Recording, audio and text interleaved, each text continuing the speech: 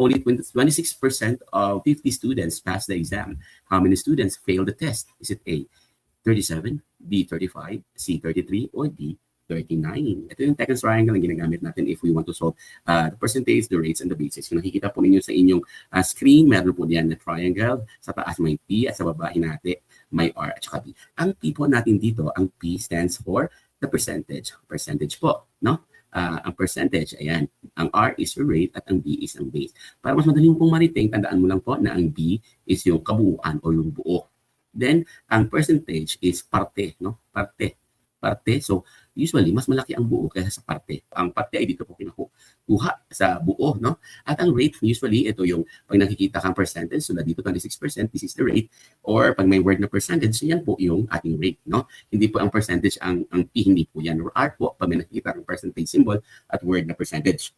Okay? So now, to compute for the percentage, we just multiply. Ito kasi nasa taas ang percentage, yung R at saka binasa baba, yung multiply na natin yung silang dalawa, R times P.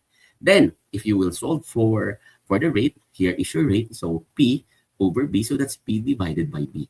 And similarly, if you're going to compute for the base, that's also P divided by the R. Okay. Now, we have here our base, 50 students. So, this will become our base. No? Base natin is 50. And then, ang ating rate dito is 26%, pero hindi po natin magagamit yung percentage na yan immediately. We need to convert it to its decimal form. 26 is the percentage of those who passed the exam, at ang tinatanong sa atin yung failed. How many failed the test? So, isasubtract po muna natin itong 26 sa 100% kasi ang kabuuan is 100%. So, 100 minus 26, that will give us 74. Now, to convert 74 to its decimal form, we need to just move the percentage sign 2 places to the left. So that's 1, 2. So this will become 0.74. Ayan. So 0.74 now, we can use the 0.74 to compute for the percentage, percentage nung mga nag-fail sa exam.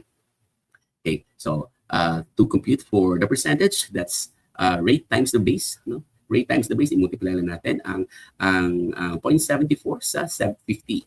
Okay. So, in multiplying decimal, kailangan mag-practice po tayo, ng magpag-multiply. So, this is 0.74 manually times 50. Okay.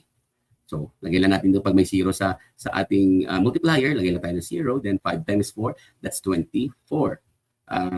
That's 5 times 4 is 20. 20 pala, 20, carry 2.